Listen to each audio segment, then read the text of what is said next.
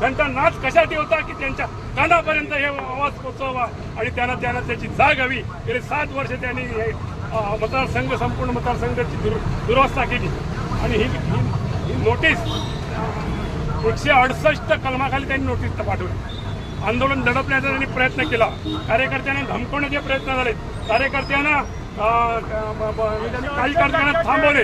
परंतु ज्यावेळी ते काही सगळं शक्य झालं नाही त्यावेळी त्यांनी पोलिसांची नोटीस पाठवून कार्यकर्त्या आंदोलन दडपण्याचा प्रयत्न केला. याचा निषेध आम्ही सर्व तीव्र निषेध करत आहोत. गेल्या वर्षी सुद्धा महाविकास आघाडीतर्फे ढोल बजाव आंदोलन करण्यात आलं होतं. तेव्हाही तशीच परिस्थिती होती, आजही तशीच परिस्थिती आहे. काय सांगा? इथले जे शिक्षण मंत्री आहेत गेल्या वर्षी त्यांनी कुत्सितपणे आमची चेष्टा केली होती. काय म्हणाले की दुसऱ्याच्या जो वाढदिवसाला हे आंदोलन करतायत ही यांची संस्कृती आहे. त्यावेळी त्यांनी सगळ्या पत्रकारांना सांगितलं होतं की संपूर्ण त्याने ह्याचा प्लान दाखवला होता आपल्या बस स्थानकाचा आणि ही इथं इमारत होईल, ही इथं इमारत होईल, ही इथं इमारत होईल म्हणून सांगितलं होतं. गेले वर्षभर तिथं सुत मात्र ही काम होऊ शकलेलं नाही. गेले ह्या पर्यटनाच्या माध्यमातून आपण हे शहर विकसित करतोय. ह्या शहर विकसित करत असताना सावंतवाडी बस स्थानक बघितल्यानंतर सावंतवाडी बस स्थानकाची अवस्था ही दीपक केसरकरांमुळे अशी झाली. या ठिकाणी आया बहिणींना आपल्या त्या ठिकाणी शौचास बसताना उड्यावरती बसावं लागतं. यासारखी शर्मेची गोष्ट ती कोणती? गेले अनेक वर्ष या ठिकाणी जवळ 7 वर्ष झाली. या 7 वर्षामध्ये ते हे काही करू शकले नाहीत. इथं साधं चहा काय साधं पाणी पण मिळू शकत नाही आणि गेल्या अनेक वर्ष इथलं कॅन्टीन बंद आहेत. ज्यावेळी लांब पल्ल्याच्या गाड्या येतात त्यावेळी त्यांना पाणी पण मिळू शकत नाही. अशी अवस्था ह्या बसस्थानकाची झाली. आणि गेल्या 8 दिवसापूर्वी आम्ही आंदोलन या ठिकाणी केलं. इथले जे DC विभाग नियंत्रक आहेत त्या विभाग नियंत्रकांना दाखवलं की म्हणालं ही परिस्थिती काय. त्याच्यानंतर त्यांनी काम आज सुरू केलं. हे 2-4 दिवसात म्हणजे काही प्रमाणामध्ये पाणी त्यांनी परंतु दीपक केसरकर यांना हे दीपक केसरकर हे फक्त श्रीमंतांचे मंत्री आहेत. सर्वसामान्यांचे काम त्यांना दिसत नाही.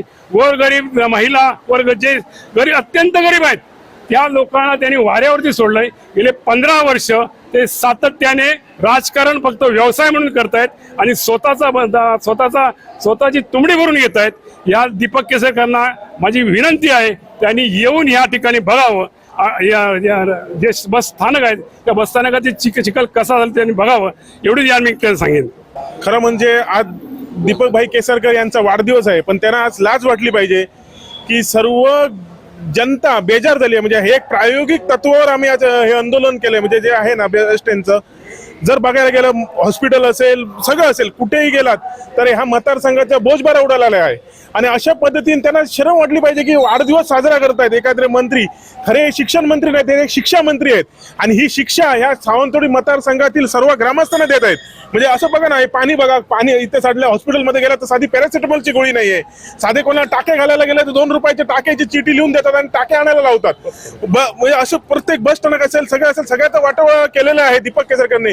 आणि अशा पद्धतीने वाढदिवस साजरा करतायत. वाढदिवस कोणासाठी? सर्वसामान्य लोकांची सेवा करण्यासाठी. तुम्हाला 3 वेळा आमदार म्हणून निवडून दिलं असं असून सुद्धा तुम्ही वाढदिवस तुमचा धूमधडाक्यात विविध तुम्ही कार्यक्रम करताय. अरे कसलं कार्यक्रम करताय? लोक तुमच्या घराच्या समोर लोक बोंब मारतायत हे करून म्हणजे विद्यार्थी तुम्ही वाढदिवस करताय.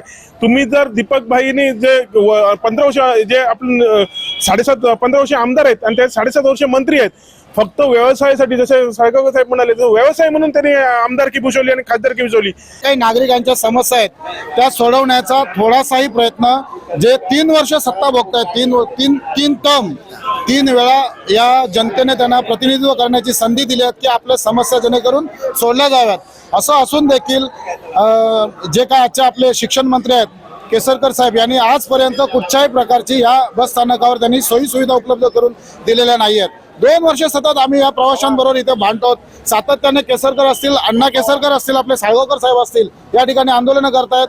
विद्यार्थी आंदोलनं करतायत. सर्व प्रवासी आंदोलनं करतायत. पण कुठच्याही प्रकारचा यामध्ये बदल दिसून येत नाही. आणि दुर्दैवाची गोष्ट म्हणजे अशी आहे की गेले 15 वर्ष आमदार आणि 7.5 वर्ष मंत्रीपद भूषवणारे दीपक केसरकर यांच्या घरासमोरचं हे बसस्थानक आहे आणि त्यांच्या मतदारसंघातलं त्यांच्या तालुक्यातलं त्यांच्या शहरातलं हे बसस्थानक आहे. हे खऱ्या अर्थानं सावंतवाडी शहर म्हणजे सावंतवाडी शहरातलं बसस्थानक, तालुक्यातलं बसस्थानक हे खऱ्या अर्थानं ह्या सीमेवरचं, महाराष्ट्राच्या सीमेवरचं आहे बसस्थानक आणि खऱ्या अर्थानं ह्याला ऊर्जित अवस्था किंवा ह्याला सौंदर्याने नटवलं पाहिजे होतं. परंतु दुर्दैवाची गोष्ट आहे म्हणजे अशा तऱ्हेचा मंत्री, अशा तऱ्हेचा आमदार ह्या मतदारसंघाला लाभलाय, जो विकास करू शकत नाही, फक्त गप्पा मारू शकतो, गजाली सांगू शकतो, थापा मारू शकतो आणि त्याच्यामुळे विकासापासून वंचित राहिलेला हा मतदारसंघ आहे. आणि त्याच्यामुळे अशा तऱ्हेची आंदोलनं बबनराव साळगावकर सारख्या ज्येष्ठ माजी नगरसेवकांना आज उभारण्याची वेळ आली आणि आम्हाला त्यांना पाठिंबा देण्याची वेळ आलेली आहे. लोकांनी समजून घ्यावं, लोकांनी संधी द्यायची नाही किंवा देऊ नये अशा स्वरूपाचं आमचं हे म्हणणं आहे. आणि आज बबनराव साळगावकर यांच्या नेतृत्वाखाली किंवा सगळ्या आमच्या पक्षाचे, शिवसेनेच्या असतील, राष्ट्रवादीचे असतील, शरद पवार गट, या सगळ्या पक्षाची लोक इथं येऊन या लोकांसाठी फक्त आम्ही आंदोलनच करणार, आंदोलन करून लोकांना न्याय मिळवून देणार अशी परिस्थिती झाली. मला एक आत्ताच सांगायचं आहे,